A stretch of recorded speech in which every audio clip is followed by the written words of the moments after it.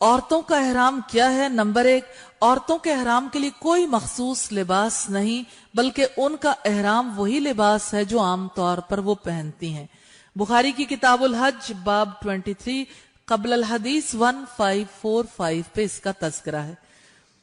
دوسری چیز ہے، احرام میں نقاب اور دستانے پہننے سے منع کیا گیا ہے، لیکن اس میں خاص بات یہ ہے کہ یہ دیکھیں نقاب کیا ہے۔ نقاب سے مراد وہ سلا ہوا مخصوص کپڑا ہے جو پردہ کرنے کے لیے بنایا جاتا ہے۔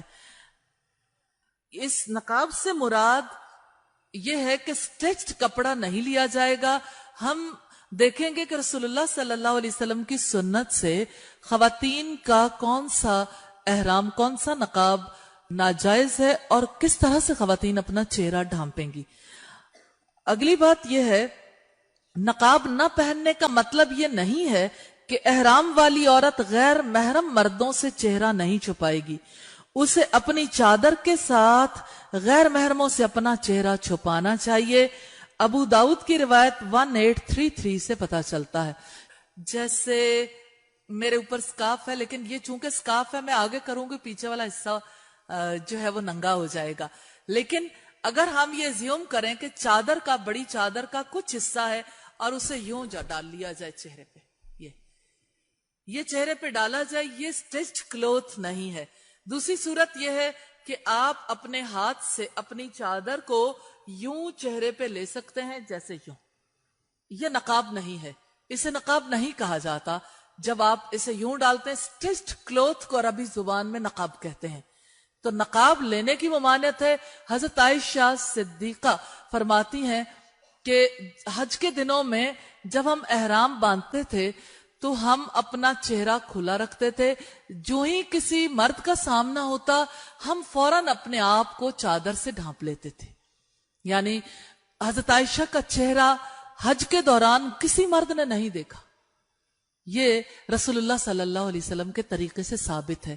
ہمارے یہاں علماء کو یہ غلط فہمی ہوئی، کافی علماء کو، سب کو نہیں، کہ نقاب لینا منع ہے تو گویا عورت کے لیے چہرہ اوپن کرنا ضروری ہے۔ نقاب لینے کی ممانعت میں کئی اور حکمتیں آ جاتی ہیں۔ اس میں جیسے بعض اوقات نقاب اتنے ٹائٹ ہوتے ہیں، اتنے رش میں بہت زیادہ مشکل ہو جاتی ہے، اور بھی بہت سارے مسائل ہو سکتے ہیں۔ اب آپ دیکھیے کہ ایک بند نقاب میں، سٹیچڈ کلوتھ میں، جیسے عربوں کے یہاں لیا جاتا ہے تو چہرے کو اسے فلی باندھ لیا جاتا ہے پہلے نیچے سے، تو اس میں آپ دیکھیے کہ یوں جیسے نقاب اوپر سے آپ نے لیا، اب چہرے کے لیے کوئی مسئلہ نہیں ہے، یعنی ہوا کے آمد و رفت میں کوئی مسائل نہیں ہے۔ تو یہ یعنی حج کے دوران اس طرح سے چہرے کو ڈھانپا جائے گا۔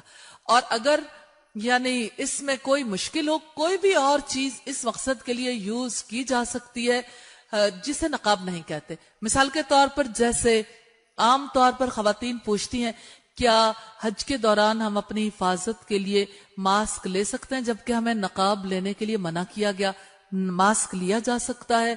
اب آپ دیکھیے کہ ماسک کو بھلا کوئی نقاب کہہ سکتا ہے؟ وہ تو مرد بھی لیتے ہیں، تو کیا مردوں نے بھی نقاب لے لیا؟ اکثر مرد ماسک پہن کے پھرتے ہیں کیونکہ اتنے سارے افراد میں بہت زیادہ خدشہ ہوتا ہے کسی نہ کسی بیماری میں مبتلا ہونے کا، اور ویسے بھی کچھ لوگوں کو سانس کی پرابلم ہوتی ہے یا کوئی اور پرابلم ایسی جس کی وجہ سے وہ یعنی ڈاکٹرز بھی ایڈوائز کرتے ہیں کہ ماسک لے کے پھریں۔ تو آپ یہ دیکھیے کہ اگر مرد لے تو اسے نقاب نہیں کہتے، عورت لے تو نقاب کیسے ہو گیا؟ تو اگر کوئی عورت اسے لینا چاہتی ہے تو وہ نقاب کے طور پر لے سکتی۔ عام طور پر کہا یہ جاتا ہے کہ نقاب چونکہ ناک پر آتا، ناک کی ہڈی کو نہ لگے۔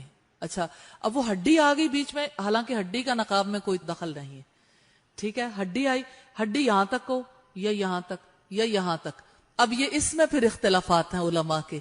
پھر اس میں یہ کہ کچھ لوگوں نے اس سے یہ اخذ کیا چہرے کو کپڑا نہ لگے، چہرے کو کپڑا نہ لگے اس لیے پی کیپس پہن لی۔